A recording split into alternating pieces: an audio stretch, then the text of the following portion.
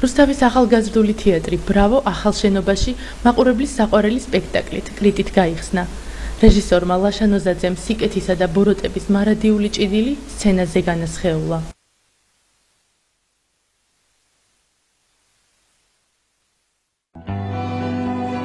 ბრავო ლაშას მრავალმხრივი ნიჭის ნაყოფია.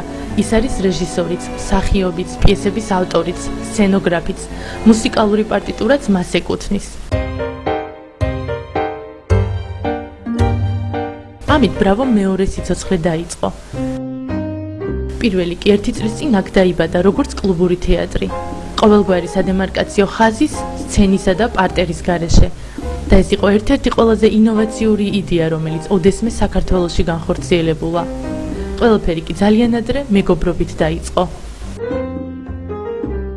მე და ლაშა ბავშვობიდან სკოლიდან მოვდივართ ერთად და სწორედ ჩვენი დამეგობრებამ გამოიწვია ხელოვნების სადმი დიდმა სიყვარულმა ფაქტიურად ამან შვა ბრავოს დაბადებაც.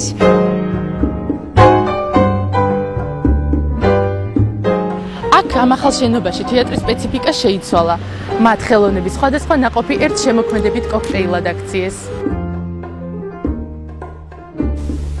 ბრავოს თავისუფლად შეგვიძლია ხელოვნების სახლი ვუწოდოთ, რადგან მის ახალ ნავსაყუდელში ძირითად დასთან ერთად თოჯინების თეატრი და მუსიკალური ჯგუფი რეგიონი გაერთიანდა, ისევ მეგობრობის საფუძველზე. მე ზვიადი მაიკო ისევ ერთად ვარ და ახლა ამ შენობაში დავაკეთეთ ჩვენი სუმი. ჩვენმა მსახიობმა ითავა ბავშვების სამყაროს შექმნა და გააკეთა თოჯინების თეატრი. ეს ორი თეატრი, ესე ვთქვათ, გაერთის ხორცებულია და აკეთებს ერთ დიდ საქმეს. ამასთანავე ჩემი ჯგუფი, რომელიც ეხლა გახდება 1 წლის აგვისტოში. ხან ვისთან ერთად გვეროდი, ხან ვისთან ერთად არ ვისვენდი სიმღერაში. და რეგიონიც აქ არის.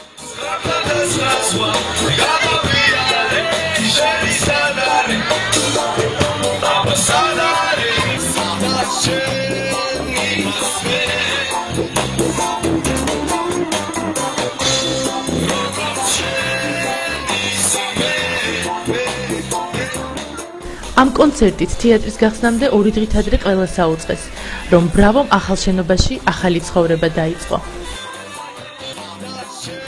იმის გამო რომ კლუბურმა თეატრმა ბრავომ შეიცვალა მისამართი რუსთავში და ხალხს გაეგო სად ვიმყოფებით, სად ვიქნებით, სად გავაგრძელებთ მუშაობას, გადავწყვიტეთ გაგვეკეთებინა კონცერტი კლუბური თეატრი ბრავოს წინ, ქიმიკოსთა კულტურის სახლის წინ, რათა ხალხს ცოდნოდა სად იქნებოდა მომავალში კლუბური თეატრი ბრავო. მე მგონი ამან თქვენც ნახეთ რომ გაამართლა, იმიტომ რომ მეორე დღეს პრემიერაზე უამრავი ხალხი მოვიდა.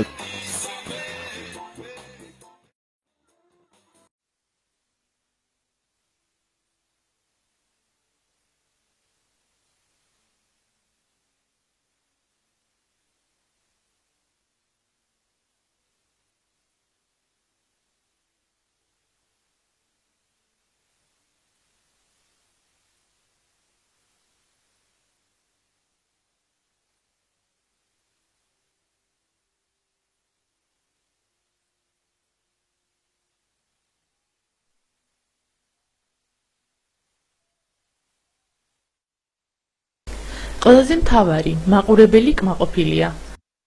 ისევ მათთვის ბრავოში მალე კვლავ რეპეტიციები დაიწყება.